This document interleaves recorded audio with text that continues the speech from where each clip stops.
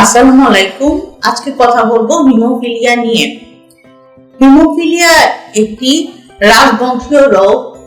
এটি মেইনলি রক্তের ফ্যাক্টর কমে যাওয়ার কারণে হয়। ফ্যাক্টর 8, ফ্যাক্টর 9, ফ্যাক্টর 11 ডেফিসিয়েন্সির কারণে এই হিমোফিলিয়া রোগটি হয়ে থাকে। এই ফ্যাক্টরের কাজ কি? ফ্যাক্টরের কাজ হলো শরীরে রক্ত জমাট বাঁধতে সাহায্য করে। এই রক্তের এই ফ্যাক্টর গুলো কমে গেলে বা একদম অ্যাবসেন্ট থাকলে এই হিমোফিলিয়া রোগটি দেখা যায়। Haemophilia A, B, C mainly পুরুষদের ক্ষেত্রে দেখা যায়, আর ফিমেলরা হয় ক্যারিয়ার।